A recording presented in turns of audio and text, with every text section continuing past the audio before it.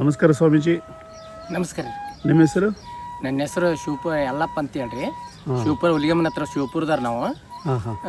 ನನಗೆ 1985 ನನಗೆ ರೋಗ ಸ್ಟಾರ್ಟ್ ಆಗಿಬಿಡ್ತು. ಮನೆಯೆಲ್ಲ ಹೇಳ್ತಿದ್ದೆ, ರಕ್ತ ಬೆಳೆದು ನೋಡಿ ಏನು ಮಾಡಿದೆ, ಉಗಳದ ಬೇಡ ಅಂತೇಳಿ ನನಗೆ ದೇವ್ರಂಗೆ ಬುದ್ಧಿ ಕೊಟ್ಟು ನಾನು ನುಂಗಕತ್ತಿದ್ದೆ.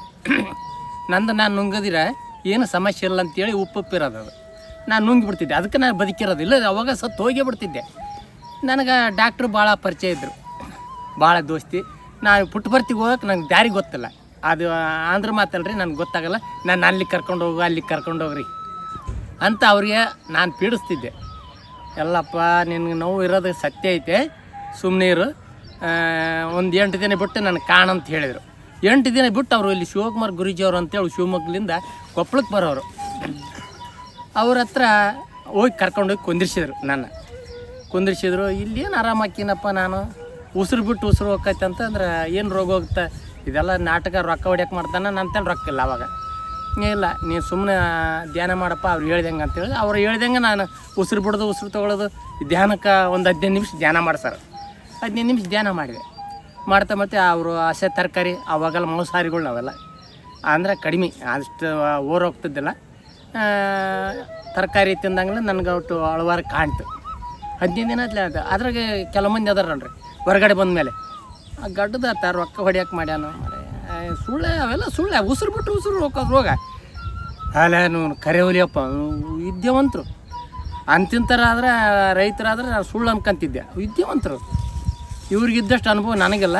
ಇವ್ರ ಮಾತು ಕರೆ ಹೋಯ್ತಾರೆ, ರೊಕ್ಕ ಹೊಡ್ಯಕ್ಕೆ ಮಾಡ್ಯಾನ ಅಂತೇಳಿ ಸುಮ್ಮನೆ ಮತ್ತೆ ಧ್ಯಾನ ಮಾಡೋದು ಬಿಟ್ಬಿಟ್ಟು ಮತ್ತೆ ಸ್ಟಾರ್ಟ್ ಆಯ್ತು.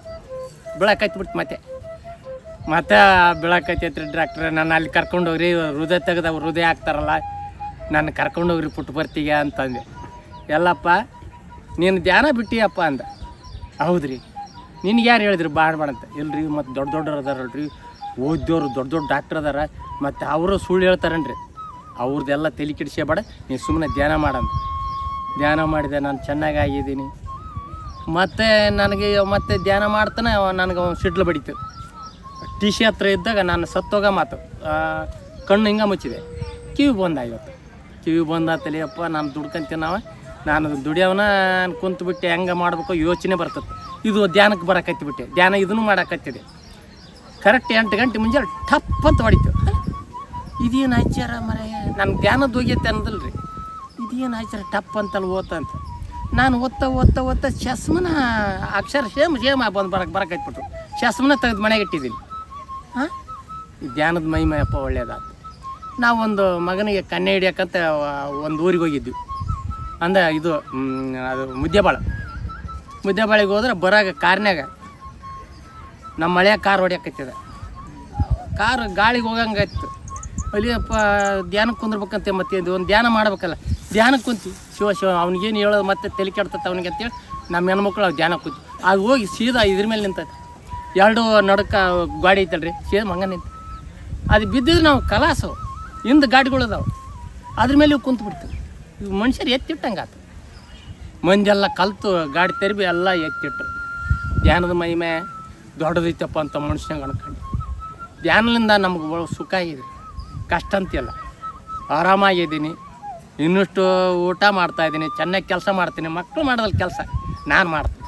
ನಡೆದೋಸ್ತಾವಂತಾರೆ ಅವ್ರಿಗೆ ಸೈಕಲ್ ಮೋಟ್ರ್ ಮೇಲೆ. ನನಗೂ ಸೈಕಲ್ ಮೋಟ್ರ್ ಕೊಡ್ಸ್ಯಾರ, ನಾನು ಹತ್ತದಲ್ಲ. ನಾನು ನಡೆದು ಹೋಗ್ತೀನಿ, ನಡೆದು ಬರ್ತೀನಿ, ದಿನ 3 ಕಿಲೋಮೀಟ್ರ್. ಏನ್ರಿ, ಇಲ್ಲೇ ನೋಡೋ ಗುಡ್ದಾಗ ಐತಿ, ಆಂಜನೇಯ ಬೆಟ್ಟದಿಂದ ಐತ್ರಿ ನಮ್ಮಲ್ಲ.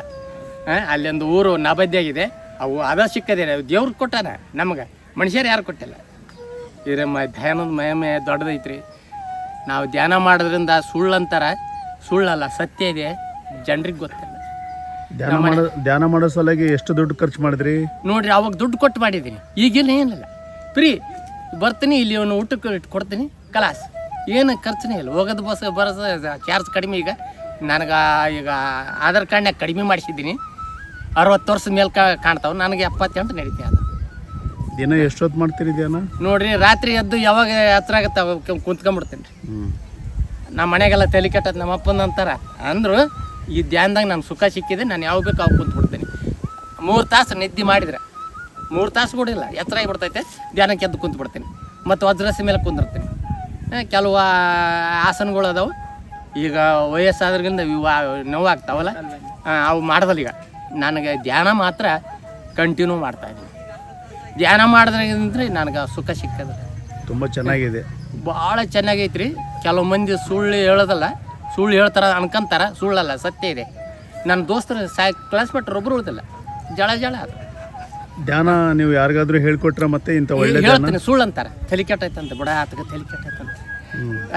ಎಲ್ಲರಾಗ ಶಾಲೆಗೆ ಹೋಗಿ ಹೇಳಕ್ಕತ್ತಿದ್ದೆ, ಎಲ್ಲರಿಗೂ ಉಪಯೋಗ ಆಗಲ್ರಿ ಮಾಸ್ಟರ್ ಗುರುಗಳೇ, ನೀವು ದಿನ ಧ್ಯಾನಕ್ಕೆ ಕಳಿಸ್ರಿ, ದಿನ 10 ನಿಮಿಷ ಅಂತ. ಅವರೆಲ್ಲ ಕತ್ತಿಬಿಟ್ರು. ಅವ್ರು ನಮ್ಮೂರಾಗ ಯಾರು ಮಾಡಿ. ಇವಾಗ ನಿಮ್ಮ ಆರೋಗ್ಯ ನೋಡಿ, ಈ 78 ವರ್ಷಕ್ಕೆ ನೀವು ಇಷ್ಟು ಒಂದು ಎನರ್ಜಿ ಆಗಿದ್ದೀರಿ, ಅವ್ರಿಗೆ ಗೊತ್ತಾಗ್ಬಿಡುತ್ತೆ ನೋಡ್ರಿ. ಸೊಸೈಟಿಗೆ ನಾನು ಮೆಂಬರ್ನ ಮಾಡಿದ್ದಾರೆ, ಅವ್ರಿಗೆಲ್ಲರಿಗೂ ಹೇಳಿದೆ, ನೋಡ್ರಿ ಧ್ಯಾನ ಮಾಡ್ತೀನಿ. ಅಲ್ಲಪ್ಪ ನಾನು ನೋಡಿ ಓಡಾಡ್ತಾ ಇದ್ದೀನಿ ನೋಡು, ನಾನು ಕ್ಲಾಸ್ಮೇಟ್ ಇಂತಿಂತಾರೆ ಅದಾರ ನೋಡ ಅಂತೇಳಿ ತೋರಿಸಿದ್ದೀನಿ. ಎಲ್ಲಪ್ಪ ಒಬ್ಬರು ಪ್ರಕೃತಿ ಬಿಡ ಅಂದ್ರೆ ಆಯ್ತು ಬಿಡ್ರಿ. ಈ ಧ್ಯಾನದಿಂದ ದೊಡ್ಡ ಶಕ್ತಿ ಇದೆ ರೀ. ಇವ್ರಿಗೆ ಭಾಳ ಪೀಡಿಸ್ತಿದ್ದೆ, ಇವ್ರಿಗೆ ಈಗ ಸಿಕ್ಕಿದೆ.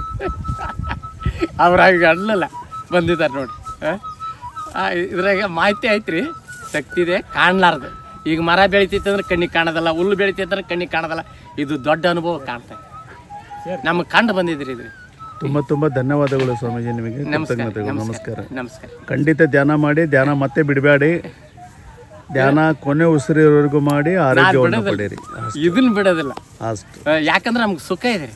ನೋಡಿ ಎಷ್ಟು ಕೆಲಸ ಮಾಡ್ತೀನಿ ರೀ ನಾನು, ರೈತ ಕೆಲಸ. ನನ್ನ ಮಗ ಮಾಡೋದಿಲ್ಲ, ದೊಡ್ಡವ್ರು ಅದಾರ ಕೆಲಸ ಮಾಡೋದಿಲ್ಲ, ನಡ ನೋಸ್ತಾವಂತ, ಕೈ ನೋಸ್ತಾವ, ನಾನು ತೆಗಿತೀನಿ ಕೆಳಗೆ.